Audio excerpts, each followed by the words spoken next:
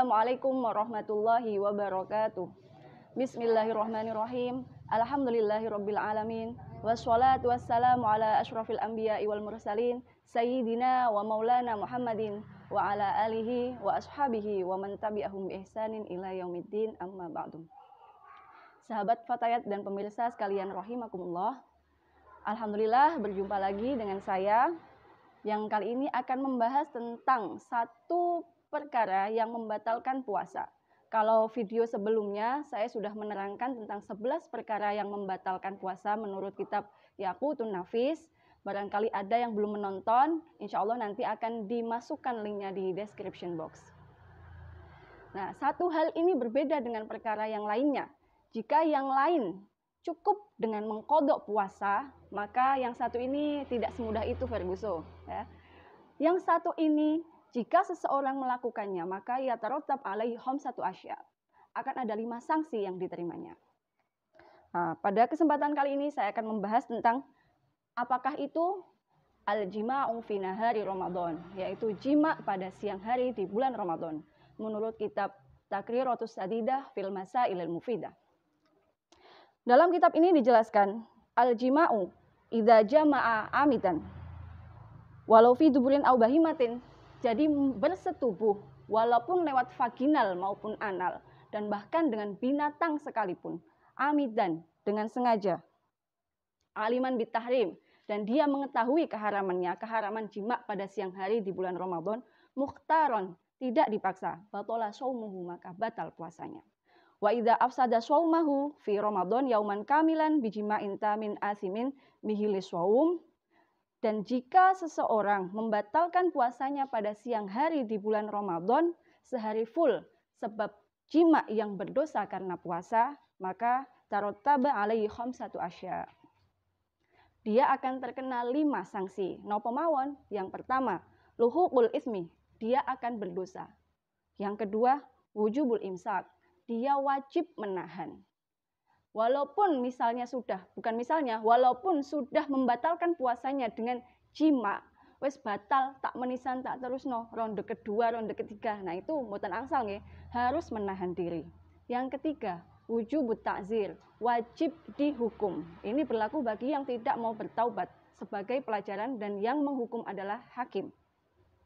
Yang keempat, wujubul qadha, dia wajib mengganti puasanya selain hukuman yang akan saya jelaskan setelah ini. Yang kelima, wujubul kafaratul utma, dia akan terkena kafaratul utma. Apa itu kafaratul utma? Yaitu salah satu dari 3 urutan. Ini bukan pilihannya, tapi 3 urutan. Apa saja? Yang pertama, itqu raqabatin mu'minatin, membebaskan budak perempuan mukminah. Pada zaman sekarang sudah tidak ada perbudakan, maka kita bisa ke urutan yang selanjutnya, yaitu syiamu syahraini mutatabi'ain, puasa 2 bulan berturut-turut. Puasa 2 bulan berturut-turut, kalau misalnya satu hari belum sampai 2 bulan kok di tengah hari dia bolong, walaupun itu karena uzur, misalnya sakit, maka dia harus mengulang kembali puasanya dari awal. Kalau misalnya tidak mampu puasa 2 bulan, nah tidak mampu ini bagaimana? Kenapa kok tidak mampu? Dikatakan tidak mampu. Kalau misalnya dia sakit sekarat, kalau misalnya puasa dia akan meninggal, misalnya puasa 2 bulan berturut-turut, atau syahwatnya sangat besar sehingga tidak mampu dia untuk puasa 2 bulan berturut-turut. Yang ketiga, it'amu sittina miskinan likulli miskinin muddun, memberi makan 60 orang miskin, tiap-tiap miskinnya 1 mud. Menurut Syekh Wahbah Az-Zuhaili, 1 mud setara dengan cakupan penuh 2 telapak tangan orang dewasa pada umumnya. Atau sebagian ulama juga menyetarakan itu sama dengan 675 gram beras atau makanan pokok. Di sini ada sebuah kisah pada zaman Rasulullah.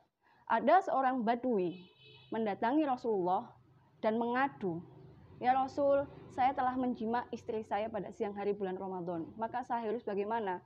Rasul menjawab, "Merdekakan budak." Ya Allah, saya nggak mampu Rasul. Kalau begitu puasa 2 bulan berturut-turut. Rasul, lawang 30 hari saja saya nggak kuat. Lah kok ini disuruh 2 bulan berturut-turut. Syahwat saya terlalu besar. Baiklah, kalau seperti itu beri makan 60 orang miskin masing-masing miskinnya 1 mud. Kemudian si Badui ini nawar malih, Rasul, wong kula damel maem kali keluarga sehari-hari mawon susah, kok ini malah disuruh ngasih makan 60 orang miskin. Akhirnya Rasul mengumpulkan para sahabat untuk memberikan sedekah kepada si Badui ini tadi. Dikumpulkan. Nah ini silakan dikasihkan ke miskin di tempatmu. Kemudian Badui tadi menjawab lagi, Rasul, saya adalah orang yang paling miskin di tempat saya. Nah, kemudian Rasulullah mujeng mawon tersenyum seraya berkata, silahkan ambil dan makanlah ini bersama keluargamu. Ini sekedar cerita ya, khusus untuk Badui ini dan tidak bisa dijadikan patokan untuk khalayak umum. Hanya sekedar cerita untuk menambah wawasan saja ya. Lanjut, watajibu hadhil kafaratu ala rajuli la alal mar'ah. Dan kafaratul uzma ini hanya berlaku bagi laki-laki, bukan bagi perempuan. Kenapa? Karena perempuan batal puasanya hanya dengan kemasukan ujung hasyafah, ujung kepala zakar saja. Dia sudah batal. Berbeda dengan laki-laki. Nah, ini nanti akan saya bahas lebih lanjut setelah ini. Wa tatakarrurul kafarah bitakarruril ayam. Dan kafarat ini berlipat ganda sebanyak hari di mana dia membatalkan puasanya dengan jima.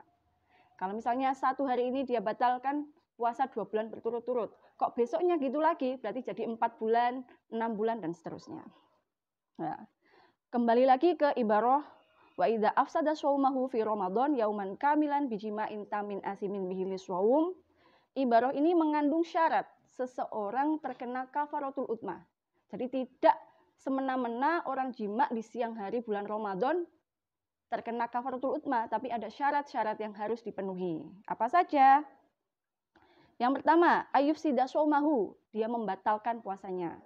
Yang kedua, ayyakuna fi Ramadan, terjadi pada bulan Ramadan. Fala tajibul kafarah idza afsada shauma ghairi Ramadan walau kana wajiban. Tidak wajib kafarat kalau dia melakukan jimaknya di siang hari selain bulan Ramadan, walaupun dia puasa wajib misalnya qada Ramadan. Kalau tidak Ramadan berarti tidak terkena kafaratul utmah. Selanjutnya ayyakunal yaumu alladzi afsadahu kamilan. Dia ngonangi, napa nggih bahasa Indonesia ya? Yang tahu bahasa Indonesianya nanti bisa komen di bawah nggih, ngonangi atau menangi. Ya, menangi sehari full ketika dia membatalkan puasanya dengan jima. Fala tajibu kafarah idza mata au janna qabla ghurubi syamsi. Maka tidak wajib kafarah baginya jika tengah hari sebelum terbenamnya matahari dia meninggal atau gila. Nah, ini mboten wajib kafaratul utmah. Selanjutnya ayyakuna ifsadahu bil jima. Nah, dia merusak puasanya dengan jima, dia membatalkan puasanya dengan jima. Fala tajibul kafaratu idza afsadahu bi ghairi jima'in ka'an akala.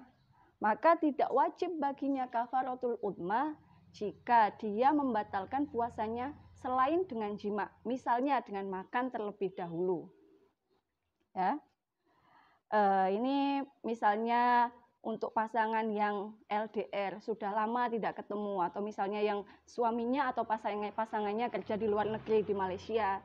Nah, sekarang kan waktunya mudik, waktunya pulang, sudah lama menahan rindu, dan karena ini adalah kebutuhan batin, misalnya sangat amat tidak tahan. Nah, untuk menyiasati itu supaya tidak terkena kafaratul utmah, bisa membatalkan puasanya dengan makan permen terlebih dahulu atau minum terlebih dahulu. Jadi batal puasanya bukan karena jima, tapi karena makan atau minum. Nah, kalau yang seperti itu tidak terkena kafaratul utmah. Tapi ini bukan anjuran nggih Bapak Ibu, ini hanya sedikit siasat agar tidak terkena kafaratul utmah. Sekali lagi ini bukan anjuran, tapi ini misalnya sudah sangat tidak tahan daripada nanti berbahaya, nah itu bisa dijadikan opsi makan terlebih dahulu. Selanjutnya ayakunal jima utaman, jimaknya sempurna, wahwa ayyudkhala jami'ul hasyafah.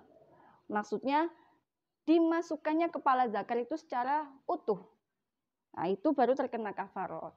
Kalau misalnya kepala zakarnya hanya sebagian atau depannya saja belum full masuk, nah itu tidak terkena kafaratul uzmah, bahkan tidak batal puasanya. Berbeda dengan perempuan yang tadi, kemasukan ujungnya saja itu membatalkan puasanya. Kalau laki-laki tidak, makanya yang membedakan, makanya perempuan itu tidak kena kafaratul utma dan laki-laki yang terkena kafaratul utma. Juga di perempuan ada masyakoh. Perempuan datang bulan, setiap bulan kan haid. Tidak memungkinkan untuk puasa 2 bulan berturut-turut. Selanjutnya, ayat sama bisa babiha dal jima'. Nah, dia membatalkan puasanya sebab jima yang berdosa. Jima yang berdosa, apakah ada jima yang tidak berdosa? Ada. Fala tajibul kafarah idza jama'a zaujatahu fi nahari Ramadan wa huwa musafirun safaron tawilan mubahan. Tidak wajib kafarah bagi orang yang menjima istrinya, nah tapi posisinya dia adalah seorang musafir, safaron tawilan, pergi jauh, misalnya dari Paciran ke Malang atau dari Surabaya ke Jakarta. Nah, dia kan musafir, di tengah jalan seandainya wis gak kuat kepingin menyetubuhi istrinya, kepingin menjima, nah itu mboten napa-napa karena dia kan musafir dan musafir punya rukhsah untuk tidak berpuasa. Nah, jadi itu tidak berdosa dan tidak terkena kafaratul utma. Tapi berbeda dengan mukim. Mukim membatalkan puasanya saja berdosa, apalagi membatalkan puasanya dengan jima. Nah, maka ini yang terkena sanksi kafaratul utma. Dan yang terakhir, ada musyubhah. Tidak adanya syubhah. Fala kafarah ala man jama'a wa huwa yashukku fi dukhulil lail. Tidak ada kafarah bagi orang yang menjima dan dia ragu, ini sudah masuk waktu berbuka puasa atau belum. Misalnya mendung, nah, pada zaman dahulu tidak ada jam dan cuacanya mendung, terus dia ragu, ini sudah buka atau belum. Nah, itu tidak terkena kafaratul utma. Nah, demikian yang dapat saya sampaikan terkait jima' fi nahari Ramadan. Semoga bermanfaat, bisa dipahami, dan semoga kita bisa lebih berhati-hati lagi dalam menjalankan ibadah puasa. Terlebih ini sudah minggu-minggu terakhir. Insya Allah kita mendapatkan pahala puasa yang seutuhnya, dan hari raya fitri nanti kita akan menjadi benar-benar orang yang memperoleh kemenangan. Al-afu minkum, wassalamualaikum warahmatullahi wabarakatuh.